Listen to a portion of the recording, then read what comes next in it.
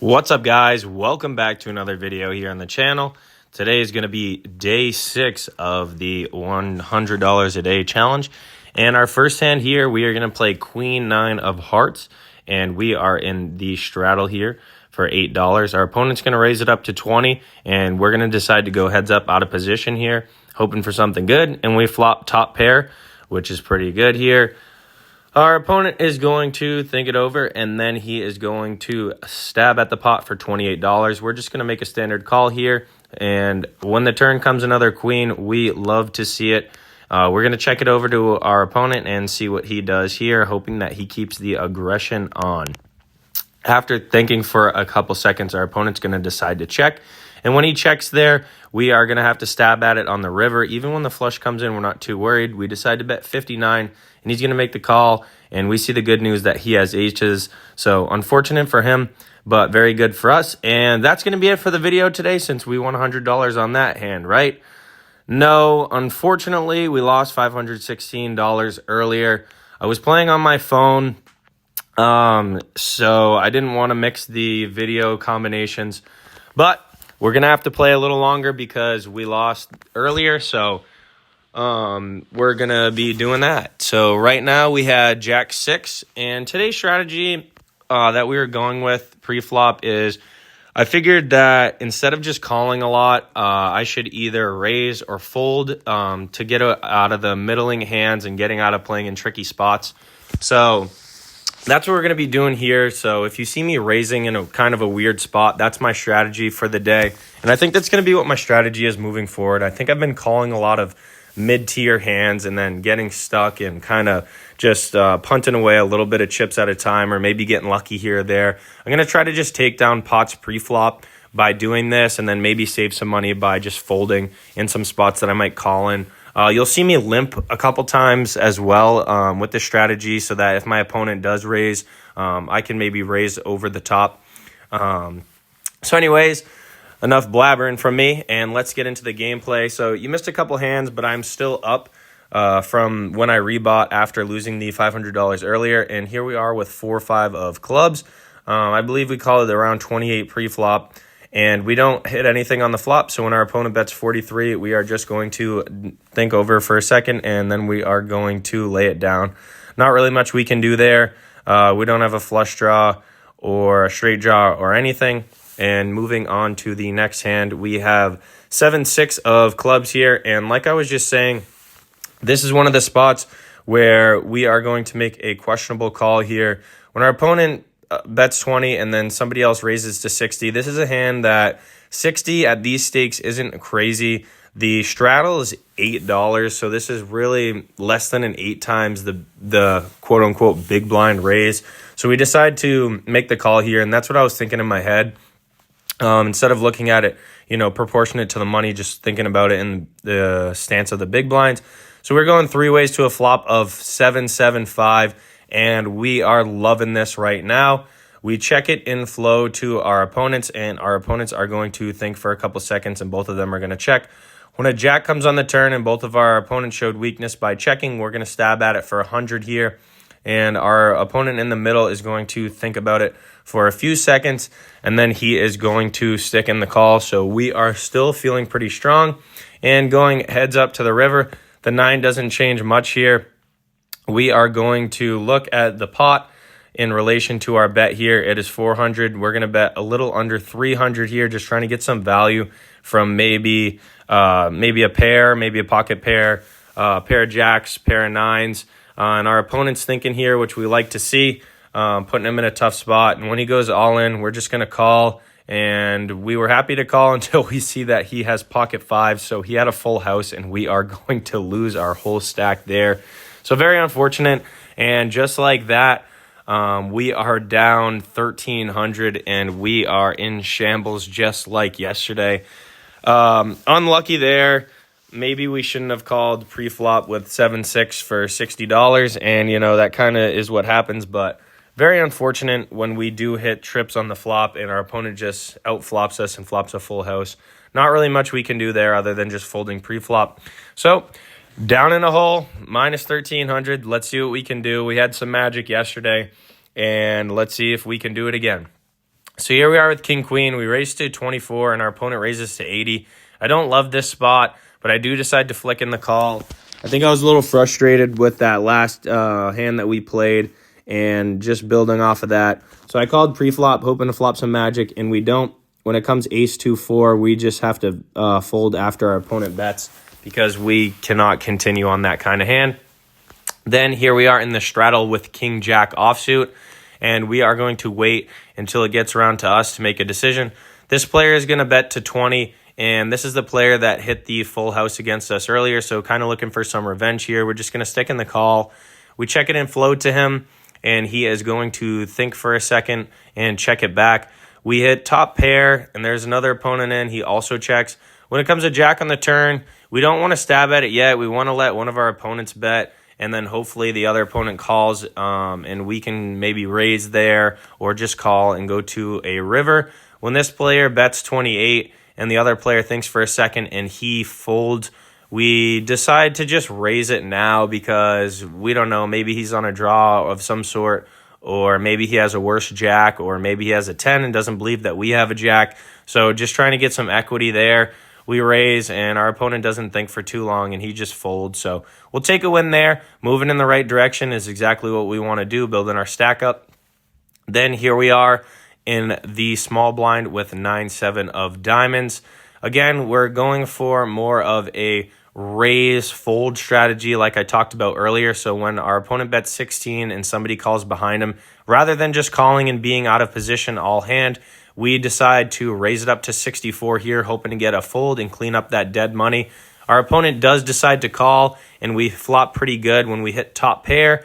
Again, he could have an overpair. He could have a better 9, but we are going to bet it anyways because we have top pair and we want to represent strength. We bet 96 on the flop and our opponent calls.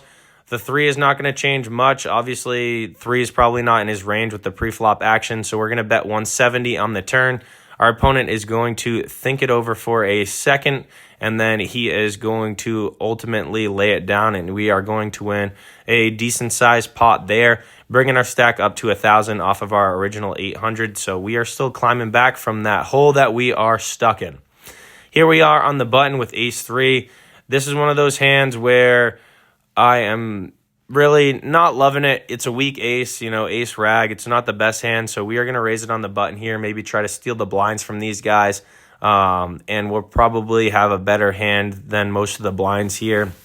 But we are going to be in position no matter what happens moving forward.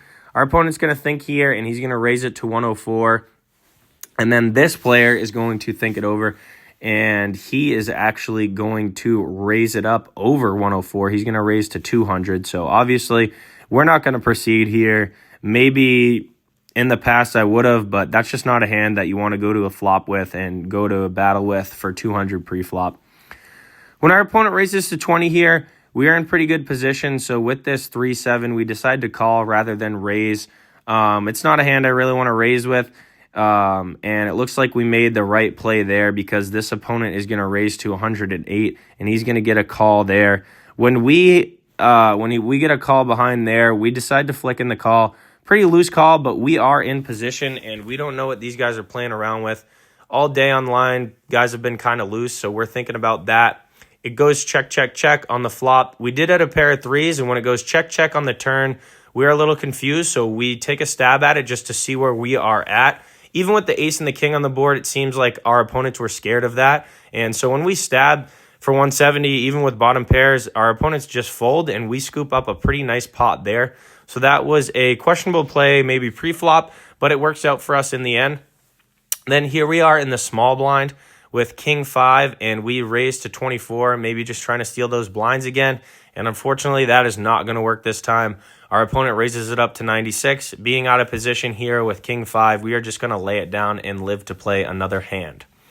Speaking of another hand, here we are with 9-3. We decided to call pre-flop just with the 8. Again, maybe I would have raised in the past. Maybe I would have raised earlier today.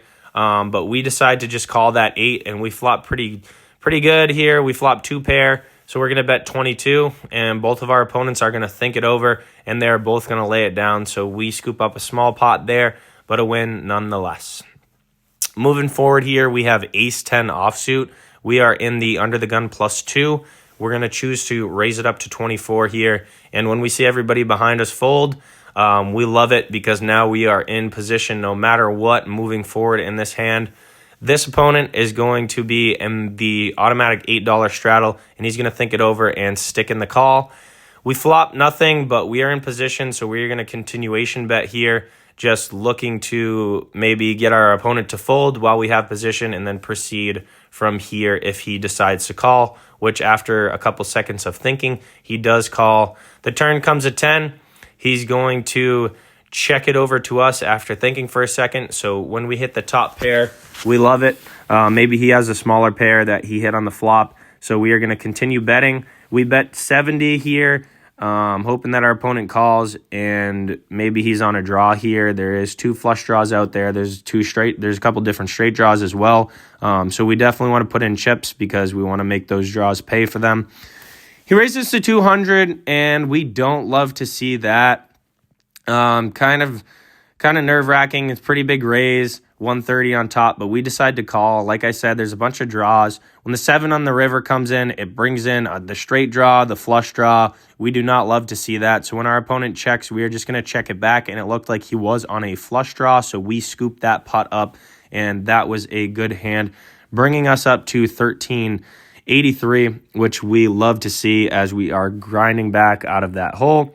And again, here we went with the check raise strategy. So we had 10-8 of diamonds on the button. When our opponent raised to 20, we raise it to 60, hoping to steal it. Our opponent calls, and we flop a flush and a straight draw on the flop. So that is pretty good. Even though we don't have anything, we have great equity. So when he checks it to us, we are going to continue to bet, and we bet 75. And he calls on the turn. We hit our flush. We love that. Hopefully, he does not have a bigger flush is all I'm thinking here, and obviously, we're going to have to continue. We think for a second, and we decide to bet 150. In proportion to the pot, that's about half pot. Now the pot's up to 450. Our opponent's going to think here for a little bit, and then he is going to decide to flick in the call. When the 6 comes on the river, it pairs the board, so we don't like to see that too much, but we got to bet with our flush, so we decide to bet 450. And our opponent is going to think it over for a few seconds here and decide that his hand is not good enough to continue on. So he is going to fold, and we are going to take down another big pot, which is just great as we are climbing out of that hole. Now, here we are in decent position here again with 3-6, and we are going to raise it up with our position. Again, maybe this is a hand we fold if we're in a different position, but position is everything.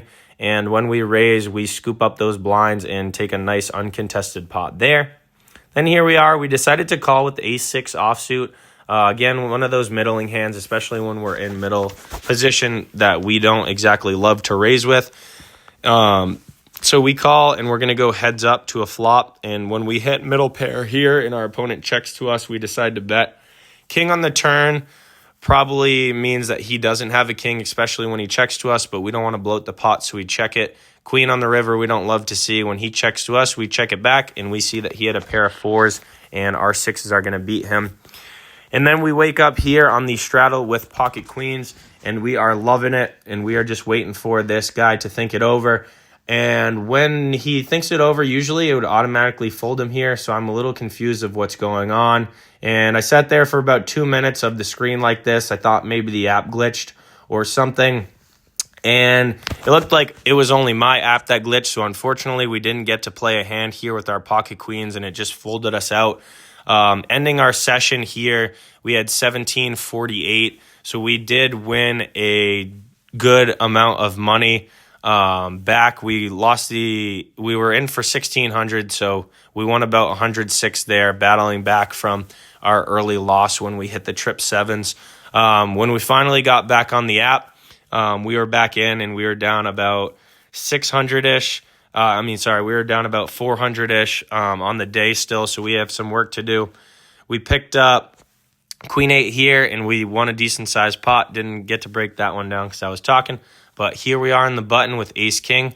We raise it up to 24, and we're going to go heads up to a flop. We don't flop much, but we got 2 overcards, so we're going to continuation bet, especially being in position. and our opponent is going to think for a second, and then he is going to call. When we don't improve on the turn, we decide to check it back, and then we hit a king on the river, which is beautiful for us. So we are going to bet for some value there. We decide 64 of a sizing here, pretty small sizing in proportion to the pot, and our opponent is going to think for a second, and he is going to call, and he has 9-10 for a smaller pair, and we are going to scoop a decent pot there, bringing us up. And then we are in the straddle here with 8-9 offsuit. Our opponent raises to 20, and everybody else folds. I thought maybe he's just trying to steal the blinds here, so I decided to call. Again, maybe not the best play.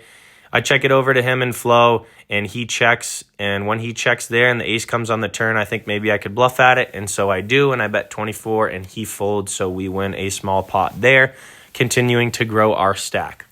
Then we are here in the big blind with pocket jacks, and it's just the blinds left. Everybody else folded. When the small blind raises to 28, we think that that is not enough, and we don't want to just call and see a flop. So we are going to decide to think for a second and raise to 84.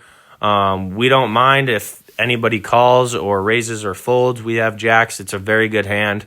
Pre-flop, there's only 3 hands that are better than it. And when the straddle raises to 188, we're going to think it over for a second and decide that, hey, we might as well just get the money in here, and maybe he folds and we take his money, or maybe he calls and then we have some sort of a flip we're hoping, or we're just super ahead. We do have a flip, and we flop a set, and then on the turn we hit a full house. He didn't even hit a pair, so we didn't need all that, but it was just so great to win that flip there. And finally, after being down $1,300, we won $1,000 on the session there, and we won $600 on the day. And so that was just a great turn of events there after being down early again, just like yesterday. We won a big flip there at the end to get us in the positive. So thanks for watching, guys. Come back tomorrow for day 7, and make sure to like, comment, and subscribe.